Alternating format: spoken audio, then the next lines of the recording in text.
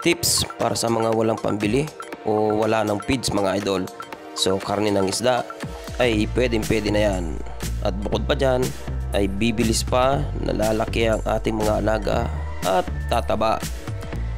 At isa sa mga benepisyo ng karne ng isda ay hahaba ang ating mga alagang hito at magbibigay ito ng sustansya sa katawan ng mga hito mga idol. Yan. So yan mga idol. So bago mo pakainin ng isda, kung nasa concrete pan ka o trapal pan mga idol, ay tiyakin na nag overflow ka o running water mga idol. Yan.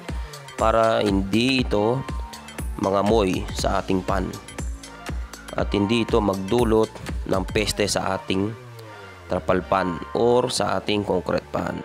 Yan. Lalo na ngayon mga idol at mainit ang panahon, marami kayong makukuha ang pagkarni ng isda sa fish pan. So hinihingi lang yan mga idol, tinatapon lang yan ng mga mabantay sa fish pan. So kami na dati ay hinihingi namin yan para sa pagkain ng hito.